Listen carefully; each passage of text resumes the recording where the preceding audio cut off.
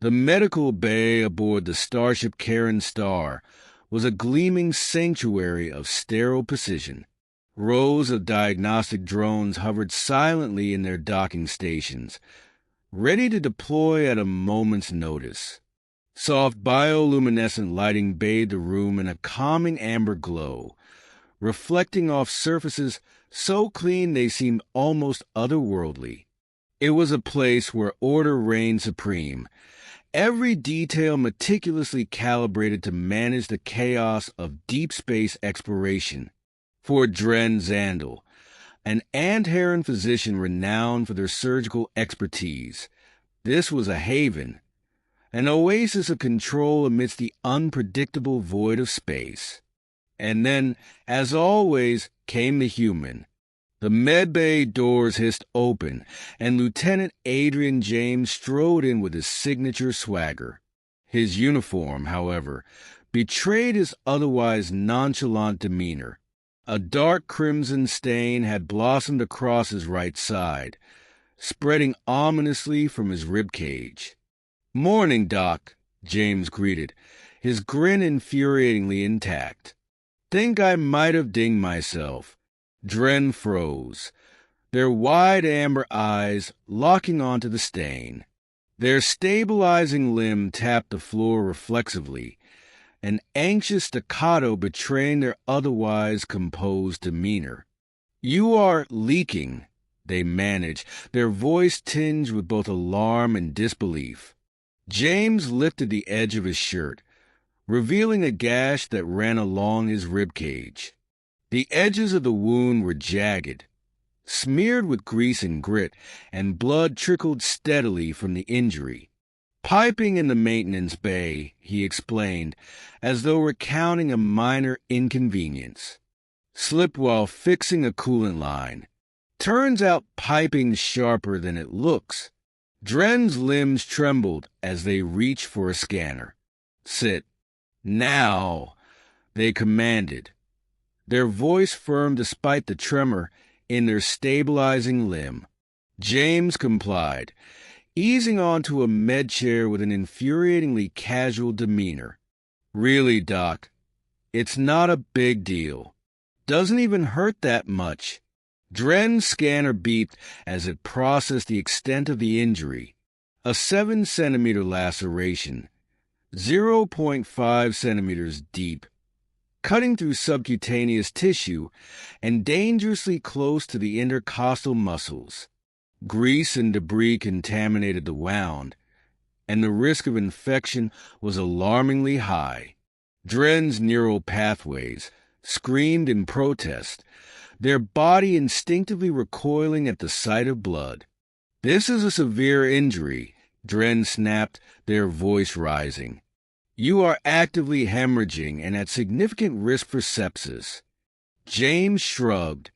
"Looks worse than it feels." "Really, I've had worse." "Your pain tolerance is either anomalously high or you are dangerously overconfident," Dren muttered, grabbing the antiseptic spray. "Hold still. This will sting." "Go for it," James said, leaning back as though preparing for a nap. Dren sprayed the wound, bracing for at least a flinch. Instead, James raised an eyebrow. "Tingly," he remarked. "What's in that stuff?" "Mint." Dren's stabilizing limb thunked against the floor. "This should produce a noticeable pain response," they said, exasperation creeping into their voice. "Are your nerve receptors malfunctioning?" "Nah, they're working fine," James replied casually. "Guess humans are just built different." Suppressing a groan, Dren began cleaning the wound with methodical strokes, the antiseptic foaming as it neutralized contaminants. Once the area was clean, they retrieved the dermal adhesive. "Remain still," they ordered. "This will close the wound." Still as a statue, James promised, his grin returning.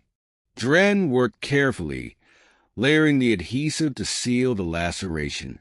Each pass of their tool brought the jagged edges together, leaving a clean, closed line. They reinforced the adhesive with steri strips and applied a sterile bandage for additional protection. You are to avoid all strenuous activity for the next 72 hours, Dren said firmly, stepping back to inspect their work. No lifting, bending, or twisting. Do you understand?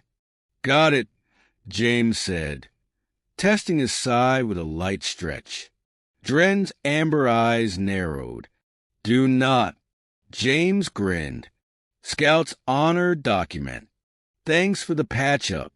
Dren watched him stroll out of the medbay, leaving behind a faint trail of bloody footprints. Their stabilizing limb tapped against the floor as they muttered to themselves. Humans, they sighed. An evolutionary contradiction. The next morning, James strolled into the medbay right on schedule, his uniform spotless and his grin annoyingly bright. Morning, Doc, he said, plopping onto the med chair. Bet I'm healing like a champ, huh? Dren's scanner confirmed his vitals were stable, with no signs of infection or complications. The adhesive had held, and the wound was knitting together as expected. You appear to be healing adequately, Dren admitted, their tone grudging. Told you, James said, his grin widening. I'm a fast healer. Dren's stabilizing limb tapped against the floor. Continue to avoid any activity that might strain the tissue. No lifting, bending, or twisting. Do you understand? Understood, James said, hopping off the chair with alarming ease. See you tomorrow, document. By mid-afternoon, Dren's worst fears were realized. The medbay comm buzzed with an urgent message from the engineering deck. Dren, we've got a situation in Cargo Bay 2. The voice of an engineer crackled through. James's wound reopened. Dren's stabilizing limb slammed against the floor. What did he do? He says it's nothing, the engineer replied hesitantly. But there's a lot of blood. Dren grabbed their medkit and stormed out of the medbay. I am on my way. Cargo Bay 2 was chaos. Crates had toppled, tools and debris scattered across the floor. In the center of the mess sat James, perched on an overturned crate with his hand pressed against his side. Blood seeped through his uniform, dripping steadily onto the floor. Dren's amber eyes blazed. What have you done? James offered a sheepish grin, lifted a crate, twisted a bit wrong. Didn't think it'd be a big deal. One crate too many, Dren snapped, yanking his hand away to examine the wound. The adhesive had failed, and the laceration had reopened. Though the bleeding was not life-threatening, it was steady enough to spark alarm. You compromised the seal, Dren exclaimed, their voice trembling with frustration. This is precisely why I told you to avoid exertion. Didn't think it'd rip, James said, wincing as Dren pressed a sterile cloth against the wound. And yet it did, Dren muttered, grabbing the antiseptic spray.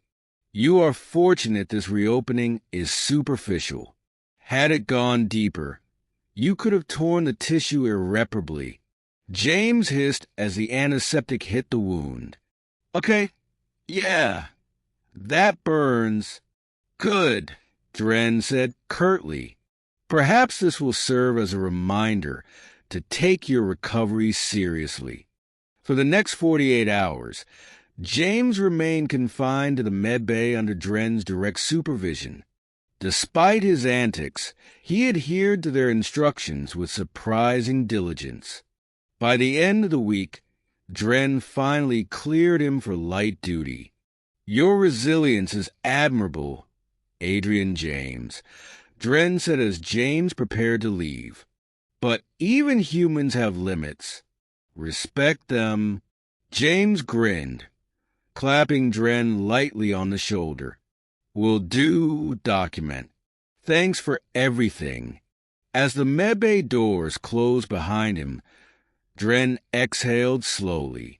Humans, they thought, were an infuriating paradox. Fragile yet resilient, reckless yet enduring. And though they would never admit it aloud, Dren found themselves almost, just almost, admiring that absurd determination.